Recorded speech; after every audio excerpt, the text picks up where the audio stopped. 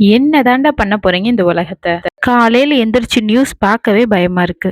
காலையில எந்திரிச்சு நம்ம வளர்த்த புதினாவை பறிச்சு இயற்கையான புதினா டீ குடிச்சா எப்படி இருக்கும்? நம்ம வீட்ல மருந்தே அடிக்காம கீரையும் காய்கறிகளையும் பறிச்சு ஆரோக்கியமான உணவை குழந்தைகளுக்கு கொடுக்கறப்ப எவ்வளவு சந்தோஷமா இருக்கும். குழந்தைகளுக்கும் அதை சொல்லி கொடுத்து வளர்க்குறோம். அவ்வளோ ஏன் வாங்குற டாய்ஸ் கூட பிளாஸ்டிக்கா இருக்கக்கூடாது, அது மண்ணுக்கு கேடு, ஹேண்ட்மேடு உட்டன்னு வாங்கி பழகுடான்னு அட்வைஸ் பண்றோம். அது மட்டும் இல்லாம எதிர்காலத்துல நல்ல தலைவனா இருக்கணும், இயற்கையை நேசிக்கணும்னு பார்த்து பார்த்து சொல்லி கொடுத்து வளர்க்குறோம். ஆனா இன்னொரு பக்கம் என்ன நடக்குது?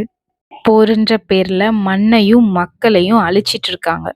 இதெல்லாம் பார்க்கும்போதுதான் நம்ம குழந்தைகளோட ஃபியூச்சர் எப்படி இருக்கும்னு நினைக்கவே பயமா இருக்கு. ஒரு பக்கம் செயற்கையான மழை, இன்னொரு பக்கம் தேவையே இல்லாத இன்ஜெக்ஷன்ஸ் மருந்து. இங்க விவசாயிகள் மண்ணை காப்பாத்த போராடிக்கிட்டு இருக்காங்க. மண்புழு உரம் கொடுத்து மண்ணுக்கு உயிர் கொடுக்கறாங்க. அங்க புல் பூண்டு முளைக்காத அளவுக்கு போர் நடந்துட்டு இருக்கு. இன்னொரு பக்கம் நியூஸ்ல எதுவுமே போடாம சைலண்டா ஒரு பக்கம் பல ஊர்களை அழிச்சிட்டு இருக்காங்க.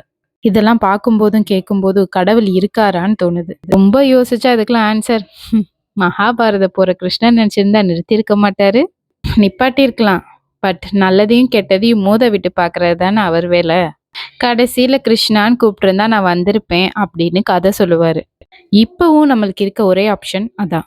நடக்கிறது எல்லாம் உங்க விளையாட்டு தான், ஆனா இந்த உலகத்தையும் எங்களையும் காப்பாற்ற வேண்டியது உங்க பொறுப்புன்னு உங்களுக்கு பிடிச்ச கடவுள்கிட்ட வேண்டிக்கோங்க. இயற்கையை நேசிக்கிறவங்க, மண்ணை நேசிக்கிறவங்க, மக்களை நேசிக்கிறவங்க தான் இந்த உலகத்தை ஆளணும்னு தயவு செஞ்சு வேண்டுங்க. இந்த நிலைமை சீக்கிரமே மாறும் நம்புவோம்.